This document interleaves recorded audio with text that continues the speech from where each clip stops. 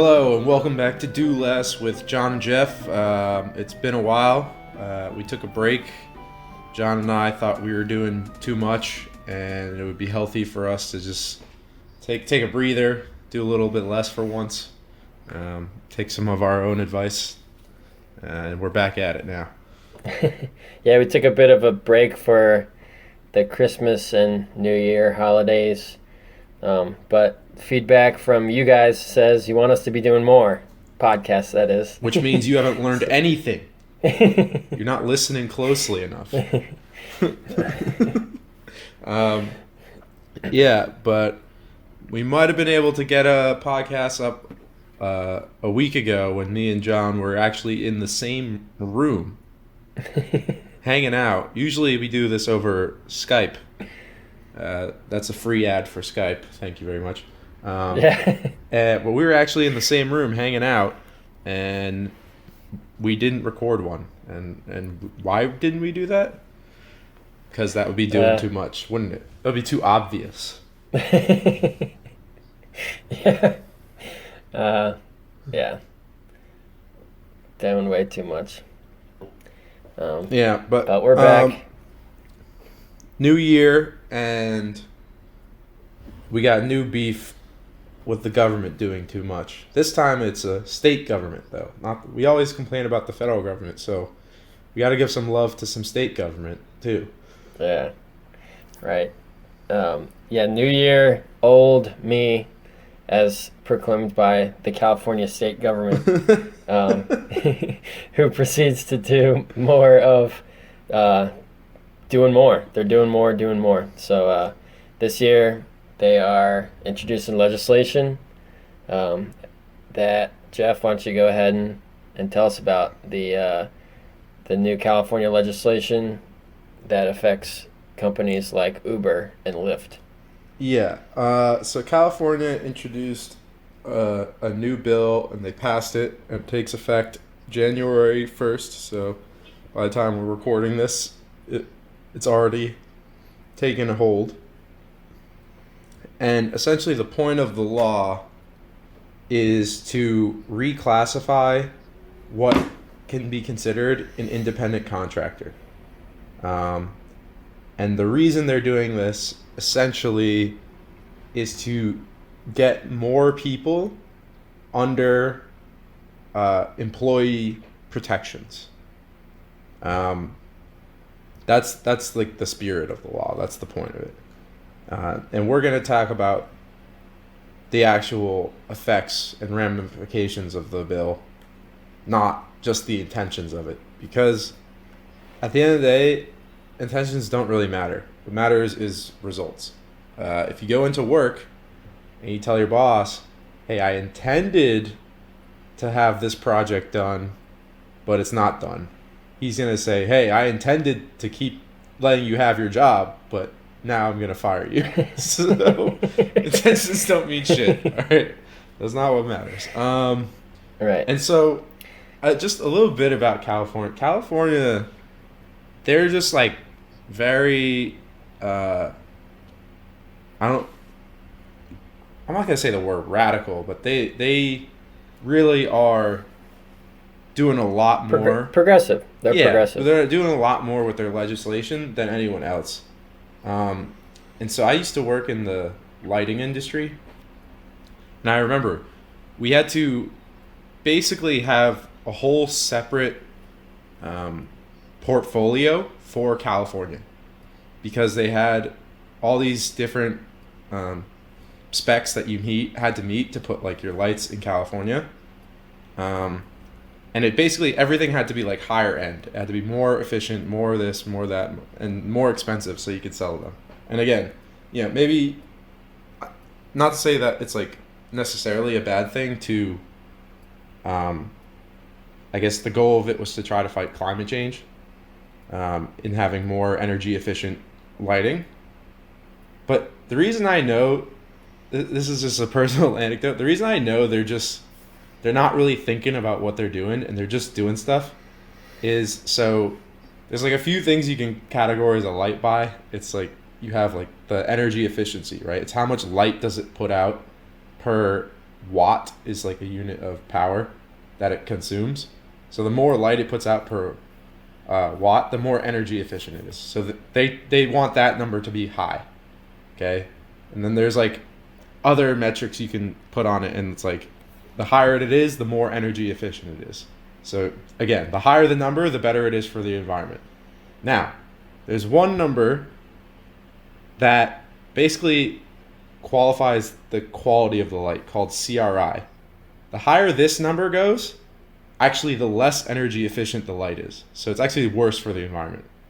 They had minimums on this category of lighting as well. They said it has to be a minimum of this, lumens per watt. That's the energy efficiency. It has to be a minimum of this. It has to have minimum CRI. So like they just pretty much looked at lighting and they're like, yeah, we want everything to be maximum as possible. They didn't really think about it, like, and its impact on the environment. They're just like, yeah, oh yeah, dude, our lights, they got to be better in every way, better. And it's like, okay, but actually this one is worse for the environment, and they didn't even really think about that. So I just feel like, I don't know, this bill is no different. They didn't really think it through what's going to happen. They're like, okay, this feels good, so let's go with it.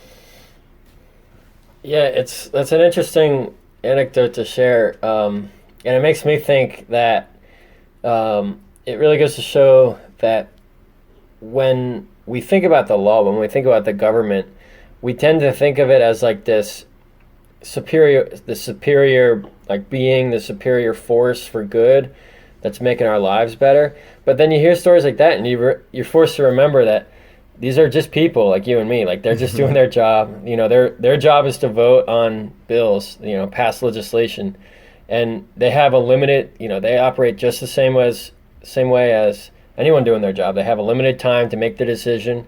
They have limited resources and knowledge, and sometimes you just have to go with your gut. In this case, someone was just like, yeah, we want to maximize lighting per watt, maximize light, period. And then they just voted that in. So it's like, that was just a human making a decision the same way anyone would make at their job. Right. And the reality is, like, they didn't fully understand it. They just voted on it. And that goes for any law. Like, they're not going to fully understand every single thing they vote on because they don't actually work in it themselves. And they're not experts. Yeah, right. They're not even if they had PhDs come in and tell them, there's still a layer of obfuscation right. that they would have to be operating underneath. So back to this bill, AB 5. I think that it's similar to the bill that you were talking about the lighting standards. Mm-hmm. I mean, there's an inherent motive there. That's good. Like, I'll agree with it. Like, do I want lighting to be efficient mm-hmm. in our country, like in a modern society? Yeah, I do. Mm-hmm. I think that would be awesome. Do I want independent contractors to be classified in a way that do I want Uber drivers to be classified in a way that makes them the most, makes them the happiest, makes them the best off that they can be? Sure, I do. Mm-hmm. Right? Anyone who has goodwill, who wants goodwill for others, would agree with that. The difference is, though, where you apply the force of the law. Where do you apply legislation, and where do you deem that the government should be the one coming in and saying this is right or wrong? So to be a little bit more specific about this law, AB 5 is the law that will re-characterize independent contractors, as I mentioned, for companies such as Uber and Lyft, ride-sharing companies. Mm-hmm. Their drivers currently are categorized as independent contractors, which has a whole slew of tax implications. A whole bunch of business ramifications in general, where the company has to provide less for the independent contractor, and the independent contractor has a degree of freedom that exists beyond what a employee would have. Mm-hmm. So Uber and Lyft have operated under this pretense since their inception. That's actually one of the one of the factors that spurred the gig economy as we know it today.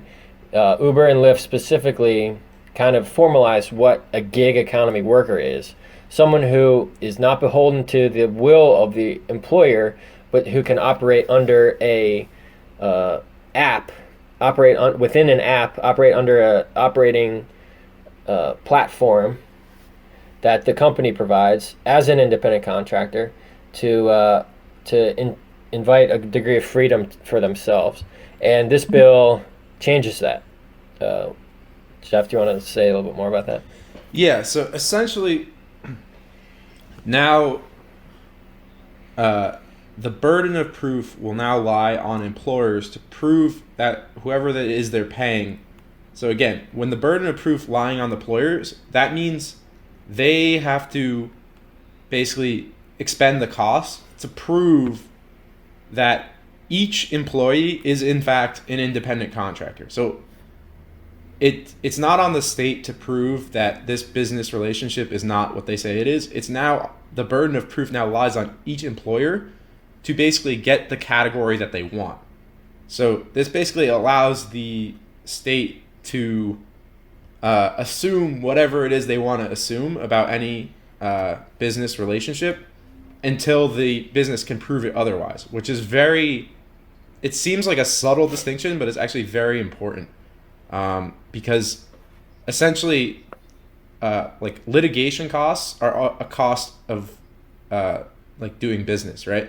And so if you have to basically prove that certain employees are a certain way, knowing that's going to be a cost you're going to have to factor in. And it may not even be worth it, even if they do meet the qualifications that you want them to meet, it may not actually even be worth it to prove they are, because there's an expense in proving that they are. And so essentially what you have to do to prove that a worker is an independent contractor, you say there's these 3 stipulations. The worker is free from control and direction in their hire of connection and performance of the work, which, kind of makes sense. Like if you hire a contractor to work on your house, you're not really telling them what to do because you don't really, you probably don't even know what they're supposed to do. Like they probably know way better than you do. And so them being free from control and direction is a reasonable way to define independent contractor. That's part of it. The worker performs work that is outside the usual course of the hiring entity's business. Now this is interesting. I don't let's say you hire a maid to clean your house, and that's like once, let's say you do it once every month.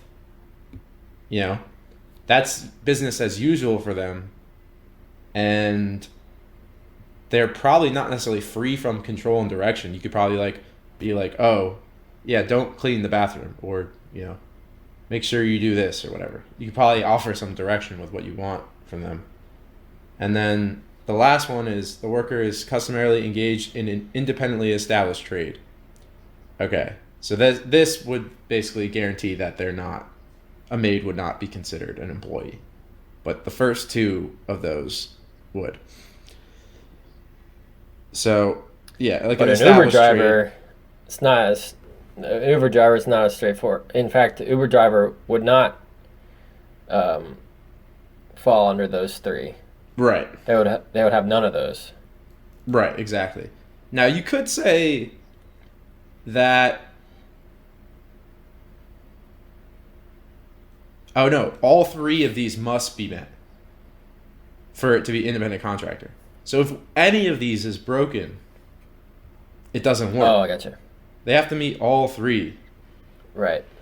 And so, yeah, even seems like hiring a maid to clean your house would violate certain things. I don't think it in effect will, if I'm being honest. But right. Again, this is the problem. You're opening up a can of worms here, in terms of you're basically, your maid could sue you because you're not giving them certain things or whatever, because apparently she's your employee or he's your employee, or whatever. Like just little things like this are now open. And Uber and Lyft are really the Right. big ones that they're going after. Right. So yeah, let's take a step back. Let's take a step back and just kind of like, so this bill came about by some California politician whose name I have, but it's not important. This bill came about. The philosophy is that Uber drivers, Lyft drivers, right? They're not actually independent contractors. They're employees of Uber. Mm-hmm. Uber created this business, right? The creators of Uber create a business that is a ride service. And to perform this ride service, they need people to drive cars from A to B holding passengers. Now, Uber holds, as I said, Uber has held since the inception of this business model that the drivers are independent contractors, that they're just working with Uber. Uber's business is actually just the platform. Mm-hmm. They offer the platform, and the driver themselves is taking upon themselves to become a contractor within the realm of that platform. Mm-hmm. But the politicians in California think that that's actually taking advantage of the drivers. If you're driving for Uber or Lyft, they're saying you're not receiving the benefits, which are literally like paid benefits as an employee that an employee would receive. If you're a full-time employee of a company, you get health insurance and you get certain really kind of technical things, like the business pays half of your Social Security tax, stuff like that. Does not apply to an independent contractor. When you're not an employee of the business, those benefits do not apply. So the California lawmakers sat around and said, well, these Uber drivers, some of them are working full time. They're working more than full time. They're breaking their backs trying to deliver these passengers where they need to be, and they're doing a good job. They should be employees. They should be given those benefits, right? So that's where the kind of philosophy is. Like these California lawmakers, right? The California lawmakers are upset that the drivers do not receive the benefits that an employee would receive. Labeling them as an independent contractor, the California lawmakers think that is just a way to skirt the legal system, the tax system. It's kind of like fraudulent, That's why this more precise law came about. They're like, we're going to specifically characterize these drivers, unless you can tell me that they do not fulfill these three stipulations, they are an employee. Right. So it's making it very much hard. It's very hard for Uber to maintain their business model of, we're just providing a platform, they're the independent contractor. Right. Now the California lawmakers are saying, no, you're actually a business and they're your employee.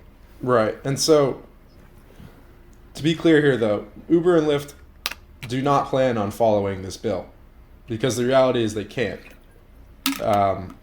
So either basically right now, if they were to comply with the bill, the Uber and Lyft would basically have to stop providing their service in California until they could figure out some way to make it work. But as it stands right now, it's unworkable for them. And so their plan is basically to just not follow the bill and then just fight them in court. That's really what they're going to do, is fight California in court.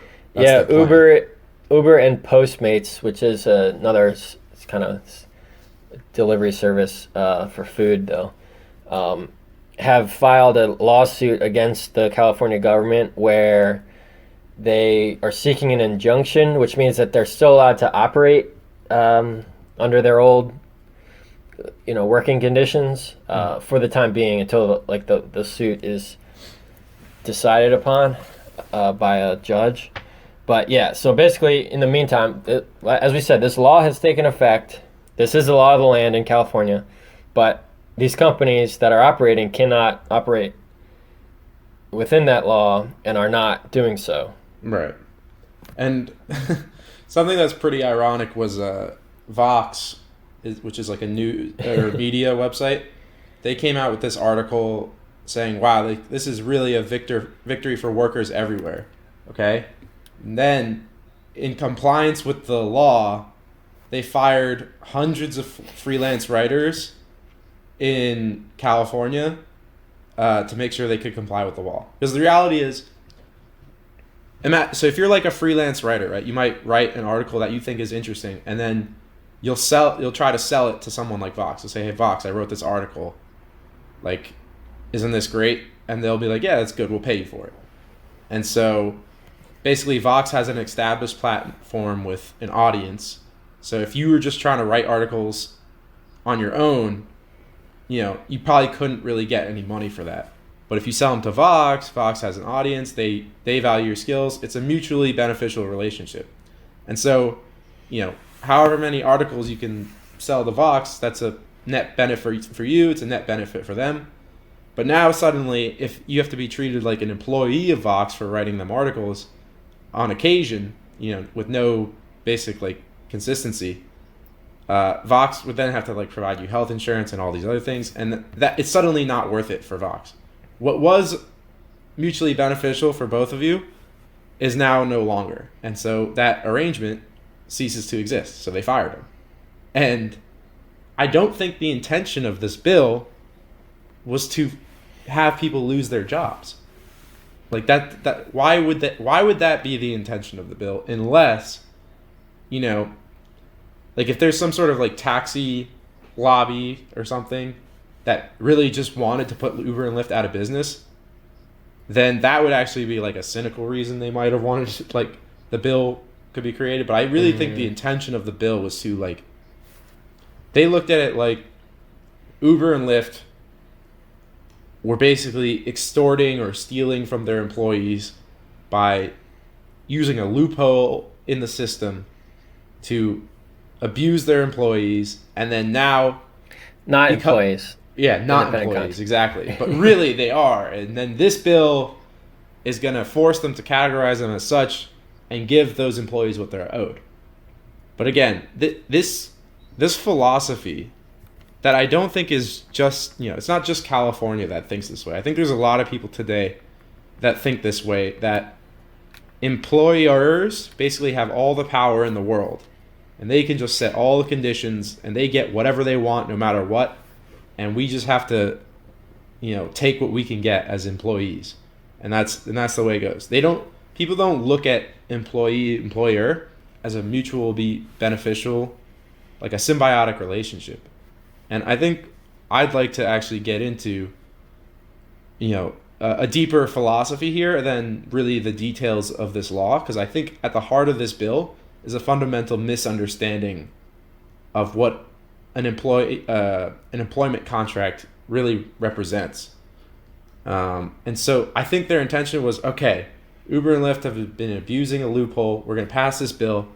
It's going to close that loophole, and the employees are going to get what they deserve.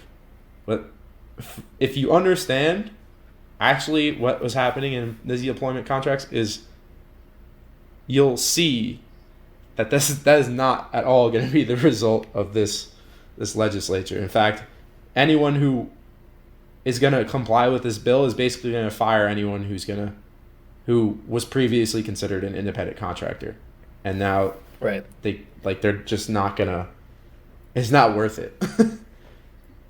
Yeah, before we take a step back, the last thing I'll say is specifically about this, specifically about Uber and Lyft. Uber and Lyft teamed up and penned a open letter about regarding AB5, and they're basically saying don't do this. If you like Uber or if you drive for Uber, do not support this bill, right? Because it will fundamentally restructure the app that works well. It's a business that, we can get into later about the fact that it's not profitable, but it's a good service. I don't think anyone would say oh, I don't like a more convenient app than a taxi service. It's really convenient. That level of convenience could not exist before what Uber and Lyft did. They really revolutionized this market. They came together and they said, if we have to categorize our drivers as employees, the service will look a lot different than having this widespread availability of drivers picking you up. It's going to have to be drivers, and there's going to be managers that make sure the drivers are driving on their like scheduled times that they were given. Like they were demanded to drive a certain number of hours at a predetermined time. So there's now scheduling.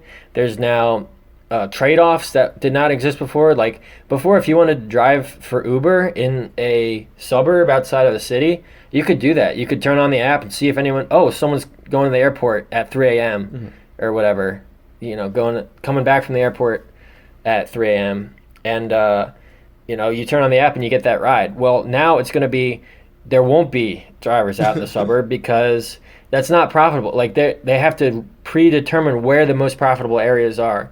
Like basically that surging function that we all know, when you have to pay more when there's a lot of demand for an Uber in the area you currently are, they would basically just have to abide in those surging zones and just staff drivers in those areas to make sure that when they command an hour that needs to be driven by a future employee of Uber, that they're going to get a return on that. You don't want to command a driver to go sit in an area and just sit there for 12 hours and not do any rides. The previous benefit of having drivers turn on the app at their expense, I'm going to turn on the app, see what I can get, and if I don't get anything, I'm going to leave. That has to be predetermined by managers and by a whole staffing department, managerial department. So that overhead, not to mention all those tax advantages or previous tax advantages that would now become tax burdens to Uber and Lyft, that's a material cost as well. So Uber and Lyft just basically said, if you like the service how it exists today, you are doing it yourself a disservice by voting for this bill. It's going to look completely different if we have to operate under this new legislation. Right. And like if you think about cost of living in places like California and New York, which is actually similar to California in a lot of ways with their legislation, the cost of living in these places is the highest. Like these are places that actually are huge burdens on people who don't earn enough money. And like this is a perfect example of why these places are so expensive to live in. It's because all those costs, if Uber and Lyft is going to be able to provide their service in California, it's going to be a lot more expensive to the consumer. Those prices are going to be way higher to be able to fall all these things. And honestly, I think Uber and Lyft may, if they lose this lawsuit, they may end up just not even doing business in California. Like, right. Because it may be way more easy for a new company to basically build their business model around the legislation, knowing that it exists, start up from nothing, and then make it work already, rather than Uber and Lyft basically having to branch off their business entirely, figure out how to make it work. They may just say it's not worth it and just actually abandon California altogether. And so right.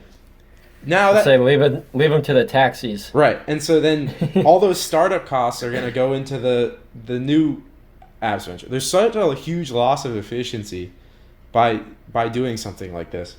And who is it for, really, right? The number of Uber drivers that actually do Uber full time is around 10% of its driver base.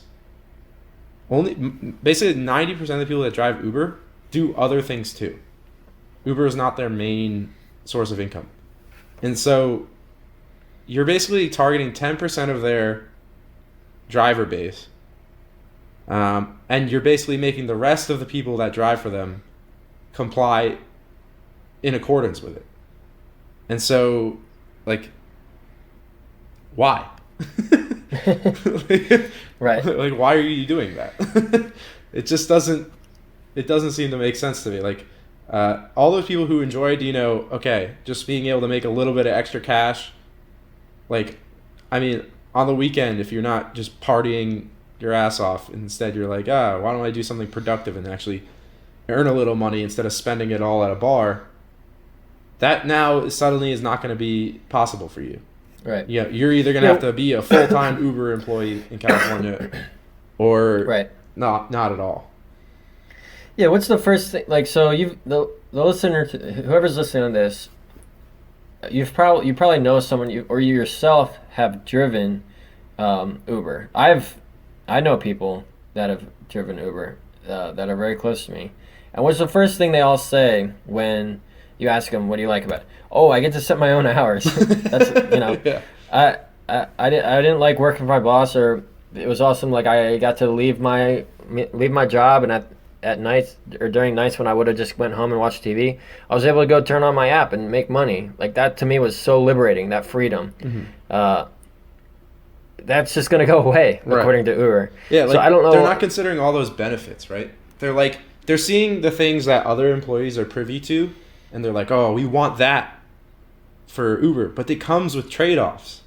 Employees don't have access to all those other things that they're not considering. It's like everything in the end has trade-offs. And the reality is people were making that decision for themselves. They said, okay, Uber is more attractive because I can do all these things for myself, even though I lose access to these other things. And they made that choice for themselves because that was the best possible decision they wanted to make. And then now California's coming in and said, nope, you chose wrong. We'll choose for you. This is like if you went out to a restaurant with your friends, right? And you're like, all right, guys, let's all just order what we want, and then we'll split the check according to whatever we each get, right? We'll all pay for ourselves, right? We'll split the check for ourselves, okay? That's pretty much a win-win scenario. You get whatever you want and you pay for what you got, right? And then people go, no, I don't like that. We're gonna all vote on the dish we're gonna get, and then we're gonna split that dish family style. Like now suddenly, whoever just wins, that majority gets what they want, and whoever loses, doesn't get to eat what they want. So like. That's like kind of what democracy is. Is like you should reserve democracy for things that can't be figured out privately. Like, but there are some things like how you choose to work that you should be able to determine on your own. You shouldn't have to vote for that. Like in the dinner example, you shouldn't have to vote on dinner. Like that's not something you need to vote on. So, and when you do, there's winners and losers. If your thing got picked, you won. But if your thing didn't, if you got voted against, you just lose in that scenario when you didn't need to. Yeah. So specific to this example, the winners will become. Well, actually, I don't want to say it that way. Specific to this example. What's the actual solution? How does it come about? These people are upset because they're not getting paid enough. Some Uber drivers are upset, right? Mm-hmm. There is incentive for some Uber drivers to go on strike and say we're not going to drive unless we get higher wages, mm-hmm. More equal wages, which is really what the call to this bill was. Mm-hmm. I'm working this hard, I should be getting paid more. Mm-hmm. Well, here's the thing. I agree with you. I want you to get paid more for this service that I appreciate. But I'm not going to vote for it. Right? I'm not going to vote with my ballot. I'm not going to vote with government force for it, because then I know what Jeff was just saying. There will be winners and there'll be losers. And I don't want to pick losers. Mm-hmm. I might want to pick winners, but I know that I'll be also picking losers, which I don't want to pick losers. So what should happen is that if you don't want to drive for Uber, then you don't drive for Uber. Right. It's that simple. No one's forcing you to drive for Uber. That's the key. If that was your job, that was the only thing you could get to a sufficient degree, and you could prove that, then I would probably have some sympathy for you. I would say, yeah, that's a pretty unjust environment. But we have an economy where unemployment is so low, it's not like jobs are scarce, mm-hmm. right? So these people that are saying that they're being paid an unfair wage, well, what happens is if those people don't tell anybody but themselves, hey, I don't want to, it's not worth it to me to drive for Uber. Well, that's a logical statement with a clear logical solution. I'm not going to drive for Uber. If I don't think it's worth it for me to drive for Uber, then I'm not going to drive for Uber. Right. People forget that that's the logical next step. The logical next step isn't, oh, I'm going to go cry to the government. I'm going to cry to Big Brother to step in and make it fair for me. If I just am able to say to myself, it's just not fair for me, I'm not going to do it anymore, I'm going to find something else. Well, then there's going to be less drivers that get a higher wage. The wage will be forced up naturally based on the supply and demand of the market. Right. That's the true, simple, elegant, no loser scenario. Right. Because everyone's operating under the conditions that they deem they will succeed. Right. And so, again, this is where I wanted to go with this conversation in terms of like fundamentally, right? What is employment and why this bill just fundamentally misunderstands it. And again, they're making this distinction between independent contractors and employees. But as far as I'm concerned, in like a healthy economy, there would be zero distinction between these two. There would be no reason to distinguish these two, because at the end of the day, if I have to move out and I ask my friend to help me move out, and he goes, "Dude, honestly, I know we're friends, but that's just like sounds like a real pain in the ass. I don't really want to do it." And you go, "All right, what if I buy you a pizza?" And he's like, I don't know, and then okay, you're like, "All right, I'll throw in some beer." And he's like, "All right, I'll help you out." Okay? Like, that's employment. Jeff, now you're describing me. Right. But like at the end of the day, that's in spirit is no different from getting a job. Like at the end of the day, you need a service. Okay? And you want that service from someone. And you have to negotiate with that person until you give them that they deem higher value than what they're giving you. In both sides, both people are getting something they want. It's possible to have a situation where two people exchange something and they both walk away winners, right? And by definition, if you have freedom and two people decide to make a trade, as long as one's not lying to the other one, right? As long as like information flow is transparent, by definition, those two things must at least be equal or higher value to that person in order for that trade to happen, right? John's not going to help me move unless, whatever it is I'm offering to him, he deems of equal or higher value than what he's offering to me. And so we both walk away winning, okay? And this is no different than any other employment arrangement, right? So for, if you're a software engineer, okay, this is a little bit more complicated than helping someone move, your friend move, right? This is a stranger employing you, but at the end of the day, they're saying, okay, here's this platform that I need you to write code for, because I myself am either too preoccupied doing something else or don't know how to do it myself. So I need your skills on this project, and I will pay you this much. And then you can go, no, that's not enough. Right? That is not acceptable to me. This compensation package that you've given, the benefits, everything, I've calculated it all. I believe my time to be worth more than that. And now they can say, okay, we'll give you more money. Or they can say, no, we'll find someone else. Right? So until you both are like, okay, that's enough money, and they're like, okay, you seem like a qualified enough candidate, until both parties are happy, that contract's not going to be formed. So this is what we like to call a positive sum. When both parties have come to an agreement, that's positive sum. They're both getting something that they wanted out of the deal. So they're both happy. Okay? Now, yes, specifically for positive sum, it's both, or the net of both parties after is greater than the net than they had before. Exactly. So that's why they call it like positive sum. If you add both their utility, is like something like economists like to say, like utility, or you call it anything. You call it value, or just you can call it anything, right? Because it doesn't really make sense to calculate everything in dollars necessarily. So, but at the end of the day, the value that each party if you add it up together, it's greater than the value of each party separate. So it's a positive sum.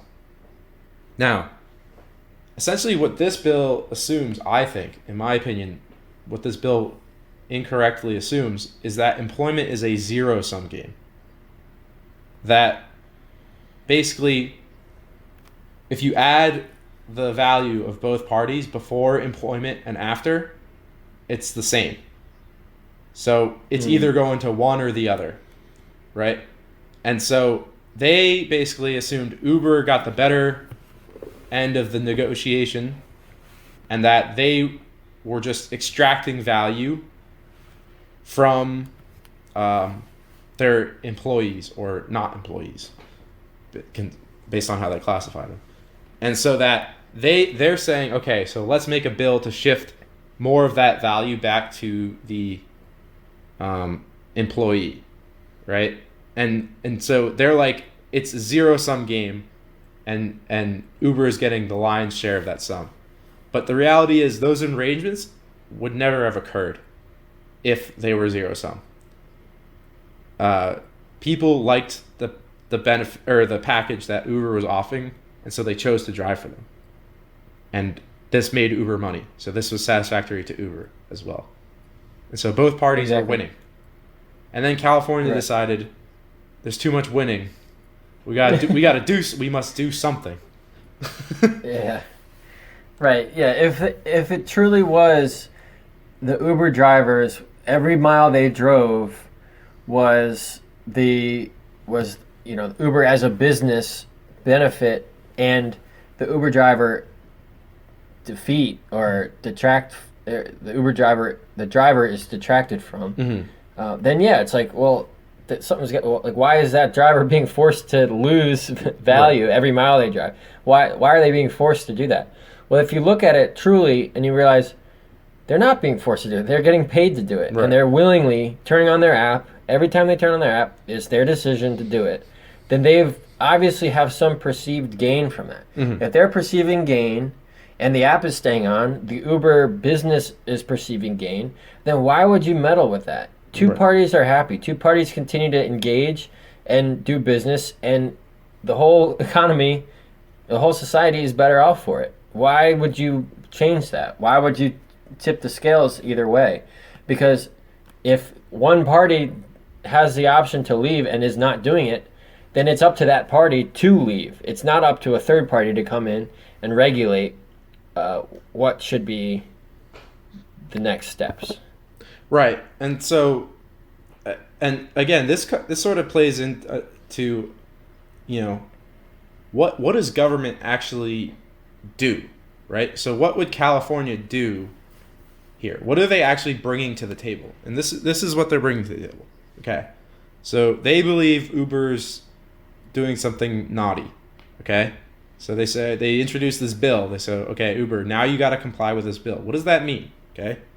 Well, so if Uber, now has a choice. They can comply with the law and restructure and do business in California in accordance to the law. Or they can do what they did and say, no, they're not going to do it. That's what they did. They're not going to follow the bill. Okay? So now what does California do? They're not following the rule. Okay? Well, if California just goes, okay, well, then government basically ceases to exist at that point. If people realize that they don't have to listen to the government, that's bad news for the government, because now suddenly people won't pay their taxes, whatever. Like, the only way to have bills to have any meaning is through enforcement. So California now has to basically enforce this bill. And what do? They're gonna, sue Uber and try to have the courts essentially penalize them with money. And again, we can go deeper here. What if Uber then says, you know what, this lawsuit was garbage. We're not paying you that money. You're suing us, but we're not gonna actually move that money out of our bank accounts. Okay. Well, what are they gonna do? Okay. Eventually, it gets to the point where someone needs to show up with a gun to someone's head and say, you got to do this or else. And even then, you still have a choice to be like, no, I'm not doing that. and then they're going to say, okay, we're going to put you in a cage, and you're saying, no, you're not taking me there, they'll kill you. Okay? That's at the heart of what government does. Like, you must realize, like, you have to take this journey down to, like, essentially, how does the government actually work? You got to realize, we don't normally take things to that far, right? It's rare that people will actually be willing to die to, like, resist the government. But people will go to prison, right? Some people don't pay their taxes, and they go to prison for tax avoidance, right? And so that's part of the enforcement that the government does. The way they get done what they need to get done is through force. Okay, this is what the government is. It's an instrument of force. So I think it's really important to ask ourselves, before we sign any law or do any legislation, we should always consider, okay, is this a problem that requires brute force as a solution? Because that's how government solves problems, through brute force.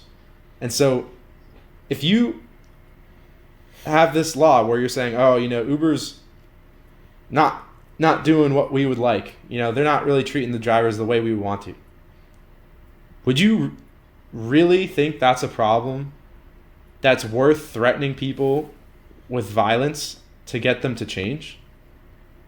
I would be astonished if anyone would actually be willing to hold the gun themselves to say, I don't like your employment arrangements, you better do what I say or else. Like, that seems like an excessive use of force.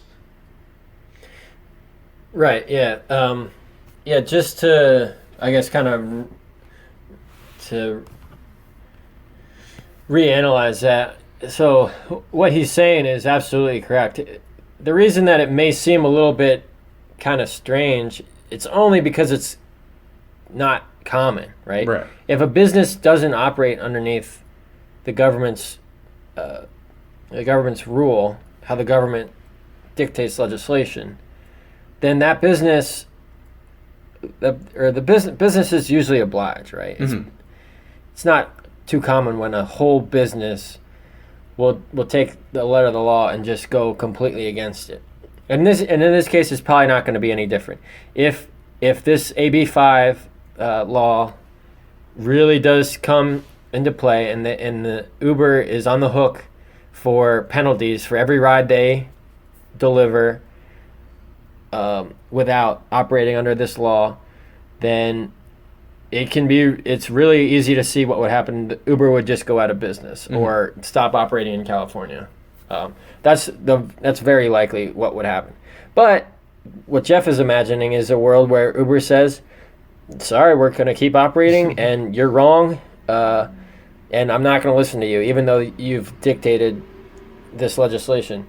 That's what would happen. There would be massive penalties that would accrue against Uber. They would face a large fines to the point where it's easy to imagine the CEO would have a criminal indictment against him.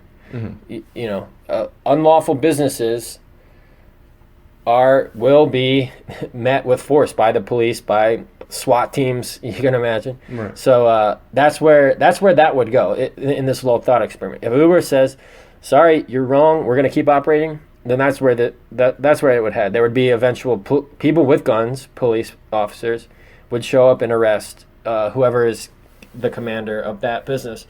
So it seems a little bit crazy to imagine this depiction of government as force, as the impersonation of force. But it's not hard to imagine once you really think about logistically what would happen if Uber operated incorrectly according to the California government. It's easy to imagine that scenario where people would get arrested, people would get put into jail, and all over what people deem was the moral right way to operate that business. Which, in my opinion, that takes a tremendous amount of hubris to be awarded the use of that force, to be put into the government, to win a government role, is to be awarded the manipulation of that force, of how that force is used. The force of the government is yours at your disposal. So if you are satisfied with going into a business and saying you're operating correctly, and you know what, I have force on my side. Mm-hmm. I have a tremendous amount of force to say that I'm right and you're wrong, and I've never even run a business in the case of most politicians. I actually can't even qualify that. No, I that's true. don't know if it's most. It is true. You think it's true? true? Yeah, that's true. Yeah. So these politicians who don't necessarily have that, it's one thing if they have, like, oh, I ran a rideshare company, Right. and you know, I was tempted the same way you were tempted, but I made the right decision, so I'm comfortable bringing force upon you.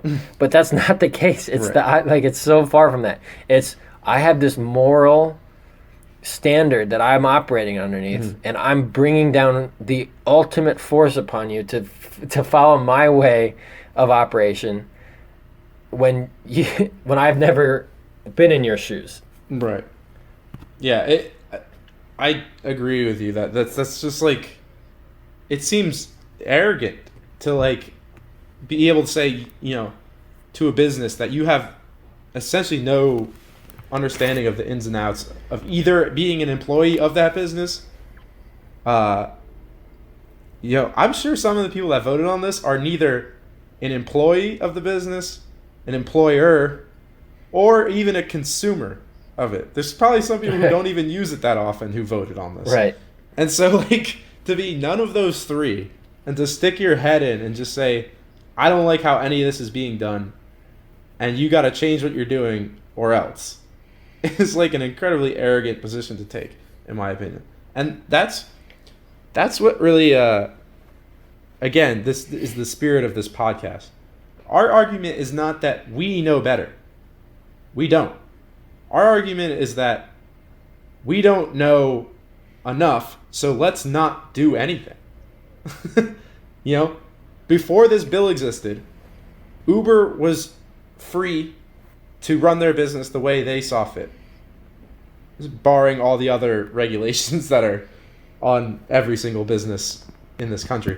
But as far as this stipulation, they're free to operate the way they chose, and the drivers were free to accept that deal or not. Like, it's as if people forgot Uber didn't exist not that long ago. So right. This has been a positive development in society. To have Uber is great. There's probably people who can make money driving people I know for sure there's people who can make money driving people that would not have been able to do so before Uber existed, right? So there is value for people to gain through Uber. Like, Uber has added to the total amount of value in society. And now you could basically make, this, if this legislation was nationwide, you could imagine that Uber just didn't make sense as a business model. So not only would Uber cease to exist, Lyft would cease to exist, and there would never be a rideshare company again. And then we would just be living in a world without Uber. You know what I mean? Like, how is that? Who is that good for? Right. And here's another thing there's the positive sum aspect, and there's also the aspect of competition, right? So if you have freedom, you also have competition. People are free to compete with one another. And so if I'm Uber and I'm giving someone a raw deal, Lyft can come in and steal my drivers. If they can offer their drivers a better payment package, they can steal the drivers, and they do. They both try to steal their drivers from each other, and then they can steal from their consumer base, right? So that's competition within a market. I'm not going to say it's zero sum. It's essentially zero sum for the competitors, but it's positive sum for society in the sense that it improves like the services for everyone. It forces those companies to get better as they race to provide the best possible service so that they can gain as much market share. But at the time, they're sort of, I guess the the size of the market can grow as they get better and better, and that's positive sum. But as they compete with one another, like if Uber's really take advantage of its drivers, you have Lyft that can pay them better and take the market share and make more money. Or you could even have if both of them then form a cartel and say, oh, we got the whole market. We can really just do whatever we want. It's not that hard to make an app, especially now that someone else has done it. You can figure it out and do it pretty easily. If they were sufficiently like charging way too high of prices, someone else could just come in and steal all their business. So it's like there's natural forces at play that keep people in check from just taking advantage from any party. Yeah, and if you don't like it, you don't have to participate. Exactly. Like that's what Do Less is all about. Is like, Uber, I don't want to drive for you. Okay, don't do it. Uber, this is too expensive. I'll just walk. Or like that. You always have that option. Right. And so, really, all the government can do is take options away. They can't provide you any new ones. And so, there's sometimes unless they're starting a venture, unless they're like actually endeavoring in the competitive market, which they don't do. They don't do that. Like the government doesn't start businesses, and the reason for that is because they're the government. It wouldn't be fair. Right. Like that's not the role of the government to start businesses. So they don't give options. They just take them away. And that might seem like it's always bad, but it's not. There's times when it's good to take away options, like murder. I am glad the government is taking away people's option to murder. Like that is good. I'm glad they're doing that. But that's an example of like a good role for government. That's what they're there to do. And they're just California, I think, just really completely misunderstands what government is here to do, and they're just doing way too much. Like if I'm a bystander and I say Uber's not paying their drivers enough, okay, well, do you use Uber? If you do, then you're basically confirming to Uber that what they're doing is the right thing, because you're generating profit for Uber. So if you think Uber doesn't pay their employees enough, don't use them. And if enough people come to that conclusion, guess what happens to Uber? They go out of business. And so they're going to have to scratch their heads and go, okay, why are we losing so much customers? And eventually they'll realize it's because people don't like the way they treat their employees.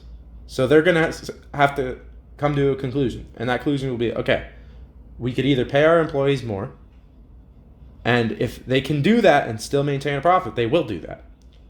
But if they do that and suddenly, they don't make a profit in the first place, but there is an assumption that someday they will. So let's not get too much into the details of that.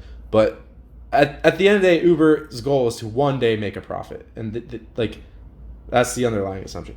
And so people may think that the opposition to AB5 would have to be a spokesperson for Uber that would come out and say, oh, Uber drivers are paid a fair living wage for their services. But that's not what we're saying. We're not saying that that's even necessary. We're saying that, in fact, the spokesperson, quote unquote, is actually every single driver that shows up and turns on the app. They are acting as a spokesperson when they accept the wage and continue to drive on the app for Uber. They are endorsing Uber's pricing, and if they didn't want that pricing, they would leave the app and it would drive wages up for remaining Uber drivers. Exactly. People vote with their actions every single day. You don't need to vote in government. You vote with your actions, right? Every time you go to a supermarket, you see a million different products you could buy. You buy the one you like. Why do you like it? Maybe it's the cheapest. Maybe it's gluten-free, or maybe it's you just like the branding and the marketing. Maybe you like the company's president's politics or whatever. Like, all these things are free for you to decide. It's completely up to you what you want to get. And so, however you choose to spend your money is going to affect how businesses make decisions, because that affects their bottom line. And so, but at the end of the day, what it's important to realize is everyone here is acting freely. Free is the important word. No one has been coerced. The businesses were started out of people's own decision to do so, and their customers bought from them out of their own choice to do so. No one was ever coerced in any of these situations. And so for you to say, I don't like what's going on, we need to introduce some coercion, some violence, some threatening, the onus is on you to make a very compelling argument to bring in the use of force. And people just saying, I don't like how much Uber is paying its employees is not a very compelling argument to bring in down the hammer of force. And Uber saying, yeah, this would probably put us out of business. And maybe it won't. Maybe they'll figure it out. But it's like, you don't know that until you drop the hammer on them. So it's like, you're taking a big gamble there. And for what? The reality is, if Uber could pay its employees more, it would pay its employees more. But businesses have to make a profit, or else they won't. They'll just close up shop.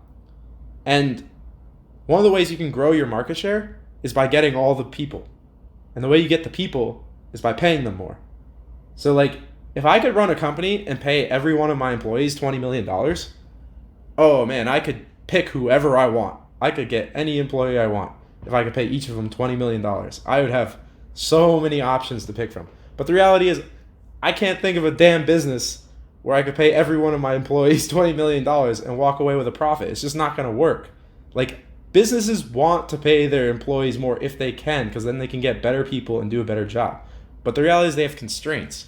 They can't just pay out as much as they want and get whoever they want. It's not that easy. Yeah, well said. All right, well, anything else to say on the matter? Nah, just California, stop doing so much. Yeah. Just take it easy. You think like the culture there, they might be doing less, right? Yeah, you're right. California does have a do less culture. Just not when it comes to government. Yeah, just not when it comes to government. The government's doing the most. Yeah, but maybe I have some hope that the negative ramifications of this bill will have it repealed. I think this is one of those that's really poorly thought out. Yeah. They didn't think this out at all, and yeah. the negative ramifications are going to be too great, and they're just going to have to repeal it. And again, if we're so smart, what's our solution? Our solution is don't do anything. Don't have the bill in the first place. Our solution is no solution. There was no problem. You're solving a problem that doesn't exist. All right, so where are we wrong? Tell us if you disagree. What aren't we thinking? If we're not considering, if AB 5 is the best bill that's ever graced the California legislature floor, let us know. But other than that, we'll see you next time. Yeah, thanks for doing less with us. Thanks for doing less. See you later.